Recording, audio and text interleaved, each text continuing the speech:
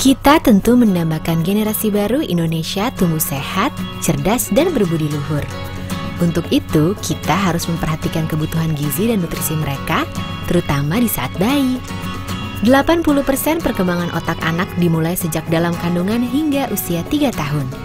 Di masa tersebut, bayi perlu diberi air susu ibu atau ASI secara eksklusif. ASI eksklusif 6 bulan, yang tepat waktu dan adekuat.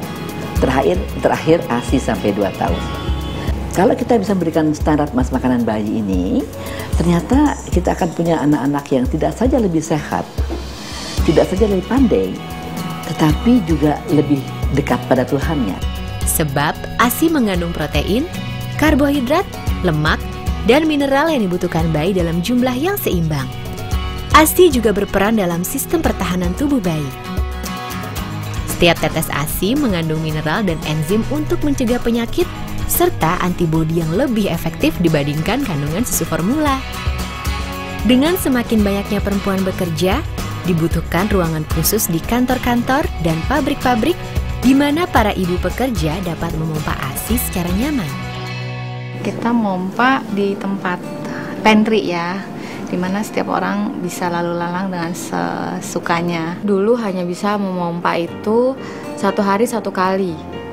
Jadi karena kita masuk kerjanya jam 7 pagi, pulang jam 4 sore, saya itu baru bisa pumping setelah jam makan siang. Jadi kebayangkan dari pagi sampai siang itu udah banjir, udah bocor sana sini, breastfeednya udah habis berapa banyak gitu kan.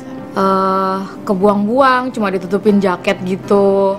Saya dan teman-teman saya kebetulan ada beberapa ibu yang sedang menyusui. Kami memerah di lokasi seadanya, di tempat yang seadanya, tempat penyimpanan barang. Jadi harus lesehan. Jadi saat kita mompa, tiba-tiba pintu diketuk, ada yang mau masuk mau mengambil apa gitu. Itu sepertinya tidak terlalu higienis dan steril. Kebijakan cuti masih 1,5 sebelum dan 1,5 sesudah. Kebijakan perusahaan menyediakan fasilitas ruangan menyusui merupakan wujud komitmen untuk ikut berperan membangun generasi baru yang sehat dan cerdas.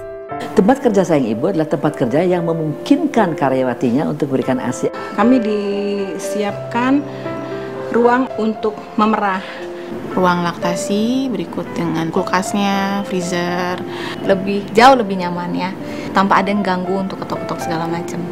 Saya diberikan waktu yang cukup, tidak pernah dibatasin karena begitu saya masuk, saya kasih tahu saya akan memompa ASI. Kami menyediakan satu ruangan khusus untuk ibu menyusui.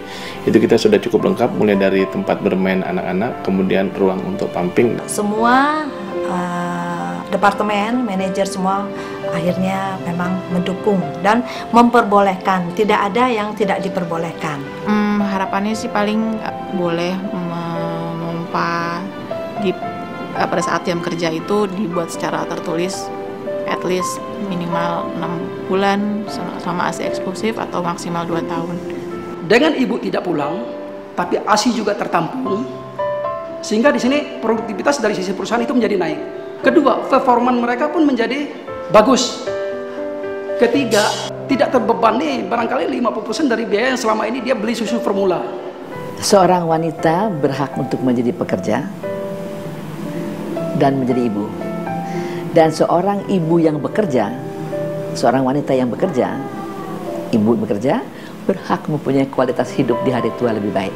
Sudah saatnya setiap perusahaan di Indonesia menyediakan fasilitas ruang menyusui bagi para pekerja perempuannya yang menyusui. Mari berperan serta dalam membangun generasi baru Indonesia yang sehat dan cerdas.